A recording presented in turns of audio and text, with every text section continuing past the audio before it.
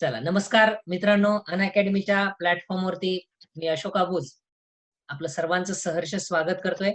आज आपल्यासोबत 2018च्या बॅचचे DYSP doctor Nilesh Palve sir आहेत. ठीक आहे. डॉक्टर निलेश पालवे सर, आपलं अनअकॅडमीच्या माध्यमातून अनअकॅडमीवरती आपलं सहर्ष स्वागत आहे. ठीक आहे.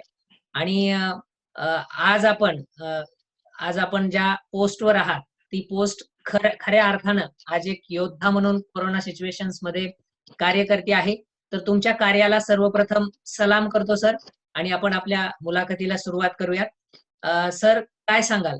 पहिल्यांदा तुमच्याविषयी सांगा सर. धन्यवाद आणि सर्व विद्यार्थी मित्रांना माझा नमस्कार. माझ्याबद्दल थोडक्यात सांगतो. माझं नाव आहे डॉक्टर निलेश श्रीराम पालवे. मी मूळचा अहमदनगर जिल्ह्यातला आहे.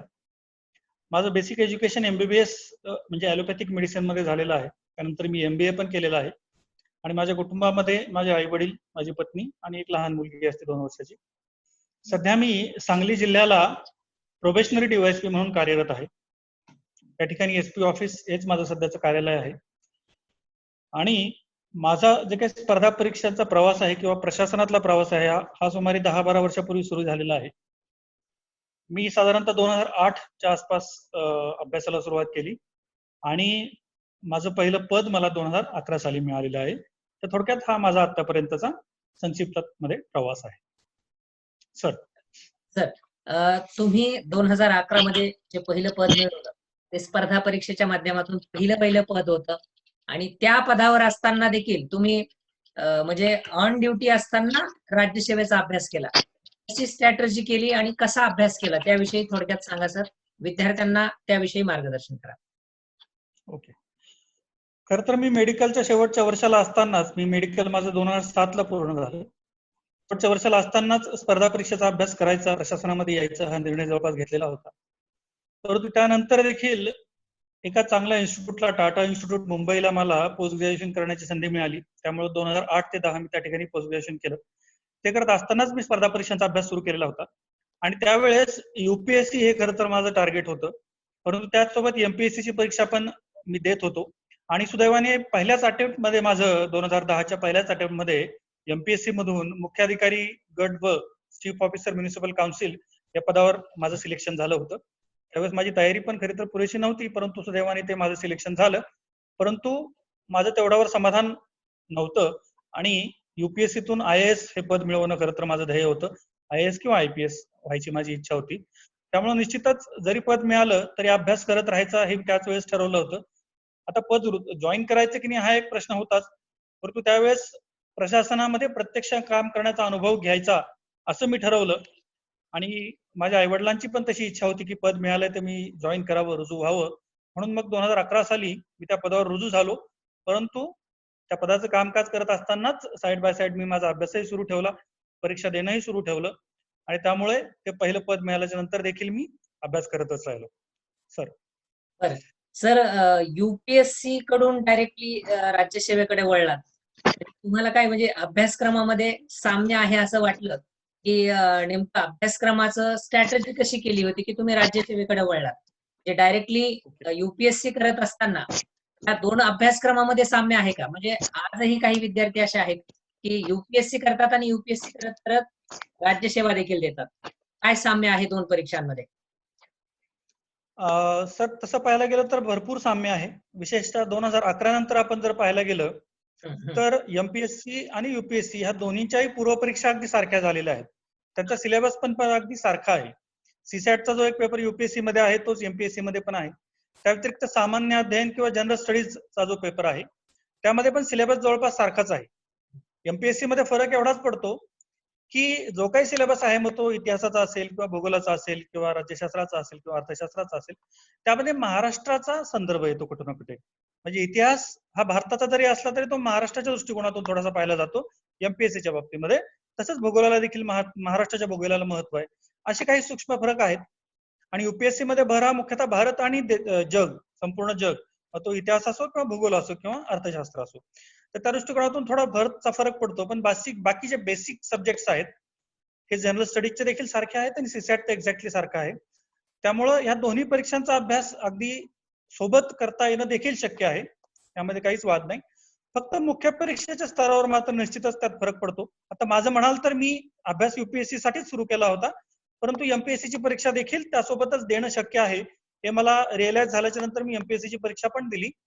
आणि सुदैवाने म्हणा किंवा दुर्दैवाने अगदी सुरुवातीलाच माझं सिलेक्शन एमपीएससी झालं आणि त्या पदावर मी रुजू झालो. त्यामुळे नंतर कदाचित मला अभ्यासाला तेवढा वेळ मिळाला नसावा असं मला आता वाटतं. परंतु एमपीएससीच्या पदावर मात्र मी कार्यरत राहिलो, प्रशासनामध्ये मी कार्यरत राहिलो आणि एक नाही, दोन नाही तर 3 पदांचा आज माझ्याकडे राज्य प्रशासनामध्ये काम करण्याचा अनुभव आहे. त्यामुळे मी जो काही अभ्यास केला किंवा मी जे काही काम केलं त्यातून बरंच काही शिकायला आणि बरंच काही करायला मिळालं मला, असं मला वाटतं. तर आताच आपण उल्लेख केला की मी 3 पदांवर काम केलं. काय साम्य आहे? कारण आता तुम्ही सर्वोच्च पोलीस पदावर आहात, एसीपी या पदावर आहात सध्या तुम्ही. काय म्हणजे काय अनुभव आहे तुमचा तिन्ही पदांचा? पहिल्या पदापासून ते शेवटच्या म्हणजे आताच्या पदापर्यंत? खरं तर महाराष्ट्र शासनाच्या वेगवेगळ्या खात्यांमध्ये काम करत असताना वेगवेगळ्या प्रकारचा अनुभव येत असतो माणसाला. सुदैवाने मी ज्या 3 खात्यांमध्ये काम केलं ती अगदी वेगळी खाती आहेत. पहिलं जे खातं होतं ते नगर विकास किंवा अर्बन डेव्हलपमेंटचं डिपार्टमेंट होतं. त्यामध्ये मुख्याधिकारी पदावर मी काम केलं.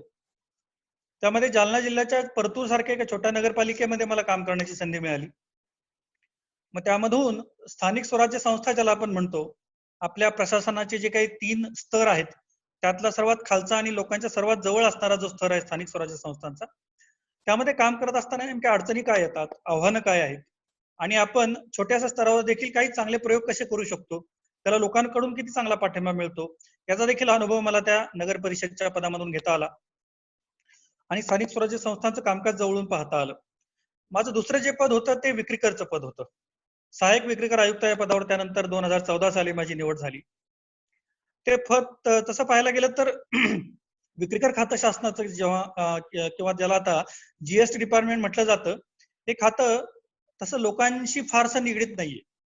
हे खातं शासनाच्या दृष्टिकोनातून महत्वाचं आहे, कारण शासनाचा सुमारे 60% महसूल हा विक्रीकर खात्याकडूनच मिळत असतो. परंतु ह्या खात्यातल्या अधिकाऱ्यांचा संबंध थेट जनतेशी येत नाही.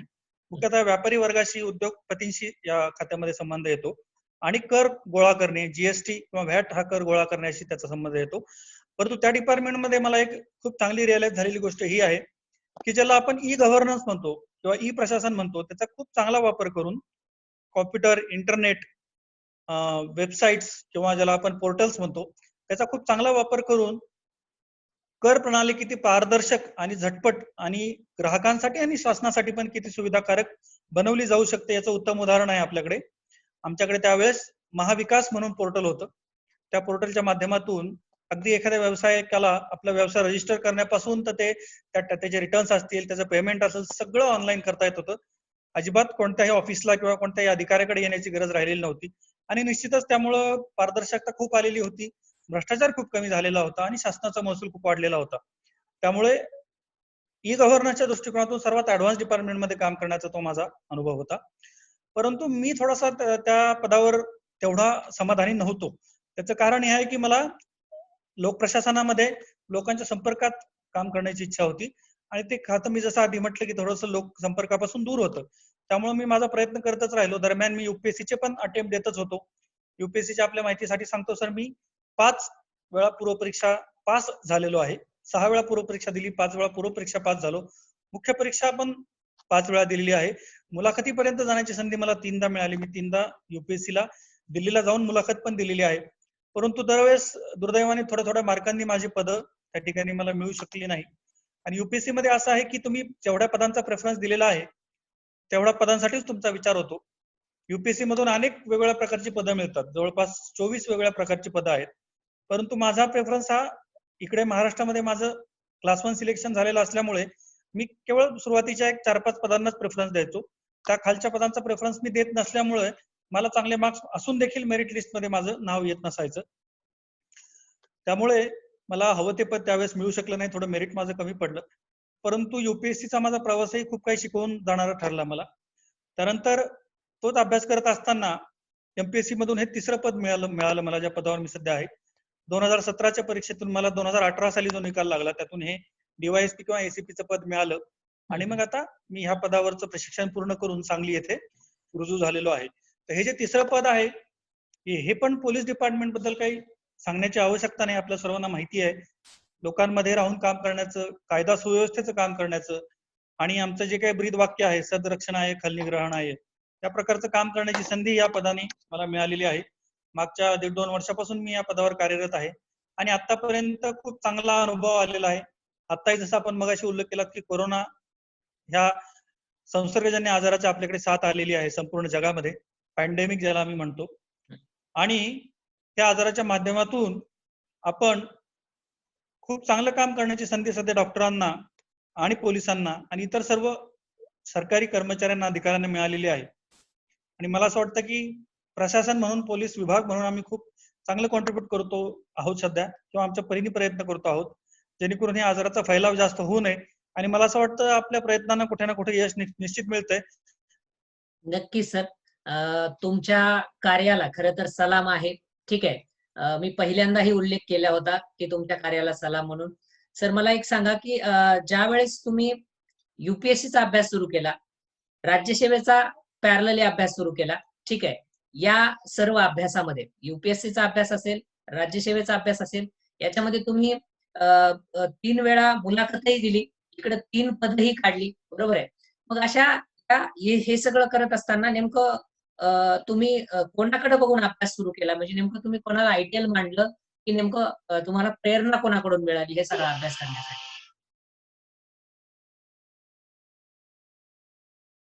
सर.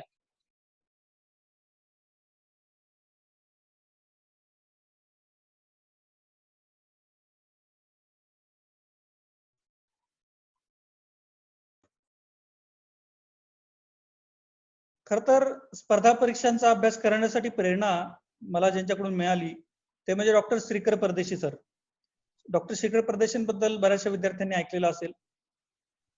ते देखील डॉक्टर आहेत, MBBS MD पण केलेलं आहे त्यांनी, आणि त्यानंतर त्यांनी परीक्षा दिली आणि महाराष्ट्रामध्ये वेगवेगळ्या जिल्ह्यांमध्ये खूप चांगलं काम केल्याच्या नंतर जिल्हाधिकारी पदावर, जिल्हा परिषदेचे मुख्य कार्यकारी अधिकारी पदावर काम केल्याच्या नंतर आज ते दिल्लीमध्ये आहेत, पंतप्रधान कार्यालयामध्ये चांगलं काम करत आहेत.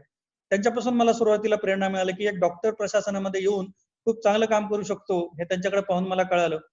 त्यानंतर तुकाराम मुंढे सरांच्याकडे पाहून पण मला खूप चांगली प्रेरणा मिळाली. 2005 साली त्यांचं सिलेक्शन झालेलं होतं महाराष्ट्र केडरमध्ये, ते पण खूप चांगलं काम करत आहेत आजही. तर असे काही भारतीय प्रशासकीय सेवेमधील अधिकारी यांच्याकडून मला प्रेरणा मिळाली होती आणि त्यामुळे आपण अभ्यास सुरू करावा आणि प्रशासनामध्ये यावं आणि चांगलं काम करावं असं मला वाटलं सर.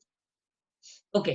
सर त्यानंतर आणखी एक महत्वाचा प्रश्न आहे. विद्यार्थ्याच्या दृष्टिकोनातून हा प्रश्न खूप महत्वाचा मला वाटतो, की नेमकी तुमचा रिझल्ट लागला आणि तुमचं नाव त्या यादीमध्ये होतं.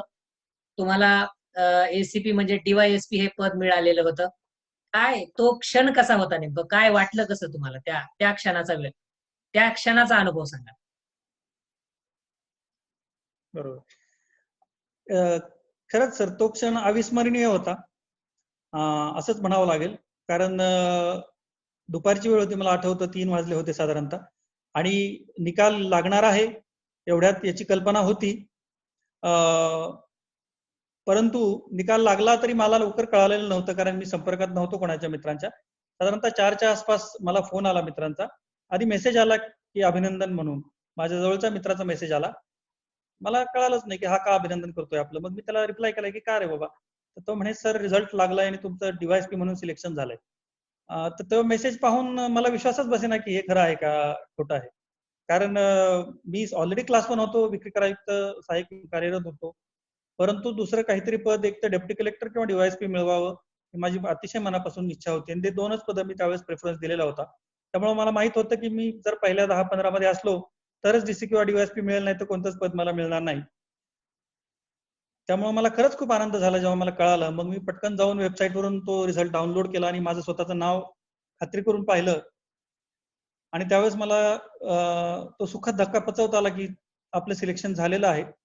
आणि तेव्हापासून जे काही मित्रांचे आणि नातेवाईकांचे आणि सगळ्या हितचिंतकांचे फोन यायला सुरू झाले, ते फोन घेता घेताच संध्याकाळ झाली खरं तर.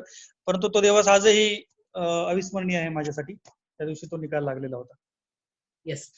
तर खरंच निश्चितच तुमचा एकूण प्रवास आतापर्यंत विद्यार्थ्यांच्या लक्षात आलेलाच आहे.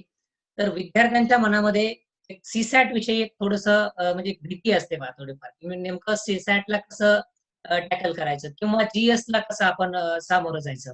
तर त्यातल्या सीसॅट विषयी हम्म. थोडस फोकसली सांगा, की नेमकं सीसॅटचा अभ्यास कशा पद्धतीने करायचा. खरं तर मी म्हणेल की सीसॅट हा घाबरून जाण्यासारखा विषयच नाहीये. अतिशय छान विषय आहे. सीसॅट म्हणजे civil services aptitude test. Aptitude म्हणजे काय, ह्यापासून आपल्याला त्याचा विचार करायला पाहिजे. ऍप्टिट्यूडला मराठीमध्ये अभिक्षमता असं म्हटलं जातं. अभिक्षमता म्हणजे तुमचा एखाद्या गोष्टीकडे कल किती आहे आणि ती गोष्ट करण्याची तुमची क्षमता आहे की नाही. आता या ठिकाणी कोणती क्षमता पाहिली जाते, तर प्रशासकीय सेवेमध्ये काम करण्याची क्षमता पाहिली जाते. मग ती कशी पाहिली जाते, तर त्या सीसॅट मध्ये एक फार मोठा घटक हा आकलनाचा आहे.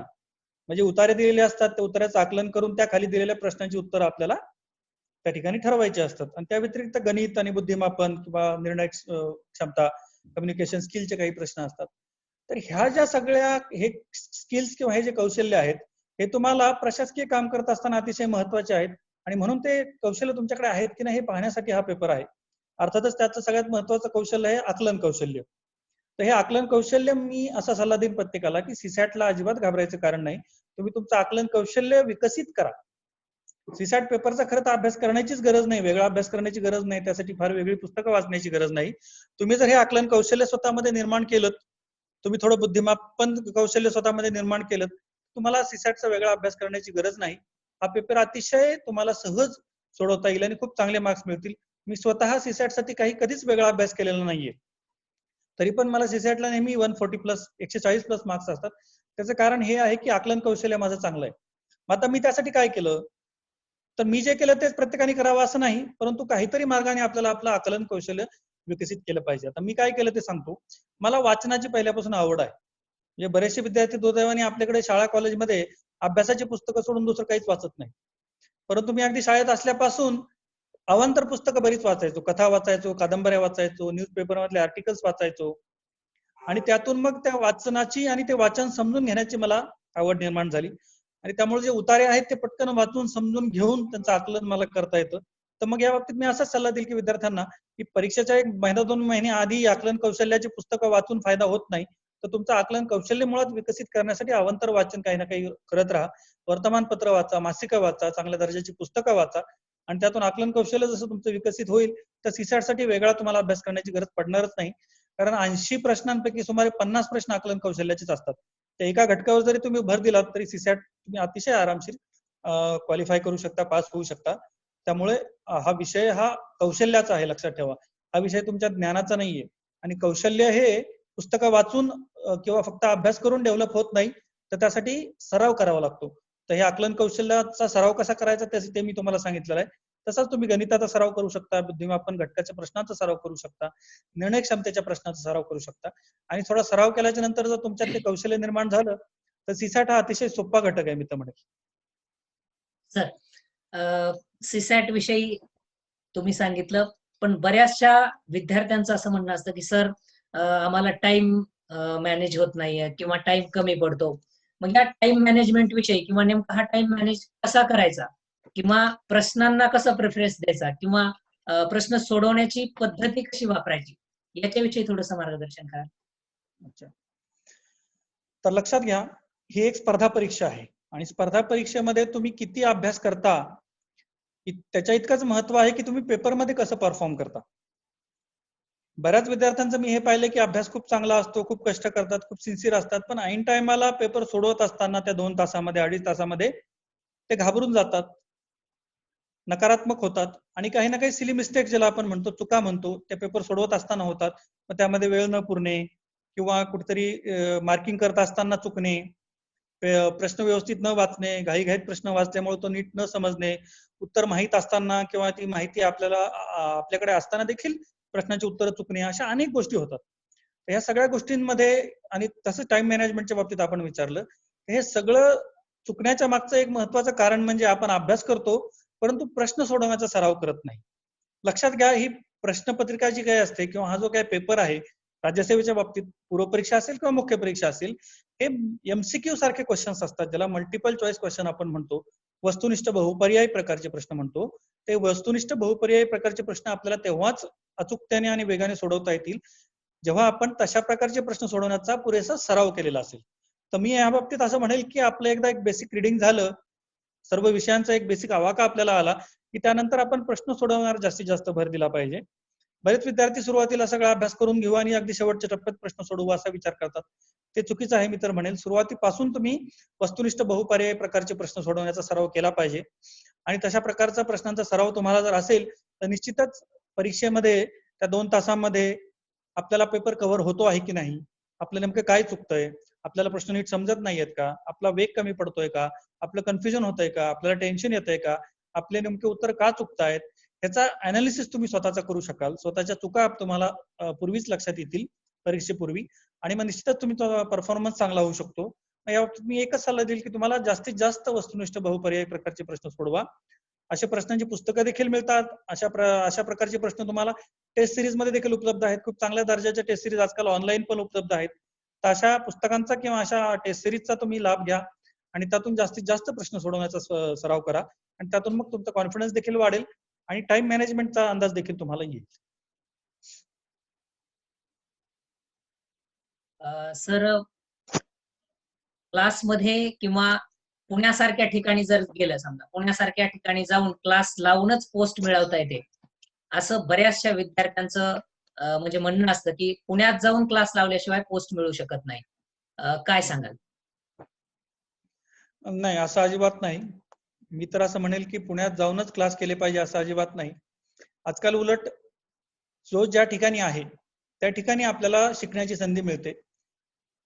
मार्गदर्शन कोणाचं ना कोणाचं मिळणं आपल्याला अत्यंत आवश्यक आहे. पण ते मार्गदर्शन पुण्यातच जाऊन किंवा मुंबईतच जाऊन किंवा दिल्लीतच जाऊन मिळवलं पाहिजे असं काही नाही.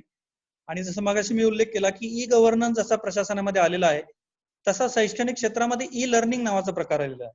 तर ई लर्निंग किंवा इलेक्ट्रॉनिक लर्निंगच्या माध्यमातून तुम्ही जिथे कुठे आहात तिथे तुमच्या मोबाईलद्वारे तुमच्या कॉम्प्युटरद्वारे तुम्ही चांगल्या तज्ञ शिक्षकांचं मार्गदर्शन घेऊ शकता. आणि असं मार्गदर्शन उपलब्ध करून देणारे अनेक प्लॅटफॉर्म आता आपल्याकडे उपलब्ध झालेले आहेत.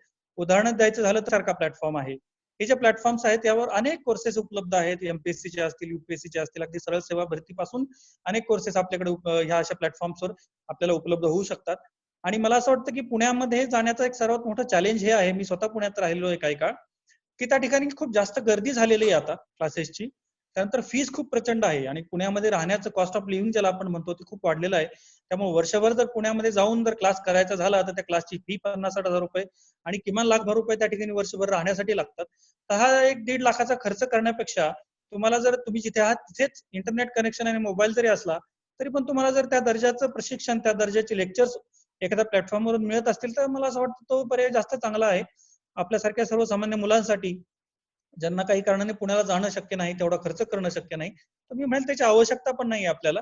आपल्याला जर खरोखर अभ्यास करायची तळमळ असेल आणि एकलव्यासारखी आपली ज्ञानाची तृष्णा असेल तर ती आपण जिथे आहोत तिथे पण आपली भागू शकते आणि आपलं यश किंवा आपलं ध्येय आपण गाठू शकतो. त्यामुळं मी निश्चितच विद्यार्थ्यांना सल्ला देईल की तुम्ही ऑनलाईन प्लॅटफॉर्मचा खूप चांगला वापर करून घेऊ शकता या बाबतीत. धन्यवाद सर. आजच्या या मुलाखतीच्या अनुषंगानं आपल्या विद्यार्थ्यांना खूप सारं ज्ञानाचं अमृत तुम्ही दिलेलं आहे आणि यापुढेही तुम्ही देत राहावा, कारण तुमचा अनुभव खूप जणांना प्रेरणादायी असा अनुभव आहे. ठीक आहे. तुम्ही वेळ दिल्याबद्दल अनअकॅडमीच्या माध्यमातून आणि अनअकॅडमीच्या पूर्ण टीमच्या माध्यमातून मी तुमचे आभार मानतो आणि आपण या ठिकाणी थांबणार आहोत. थँक्यू. Thank you sir. धन्यवाद.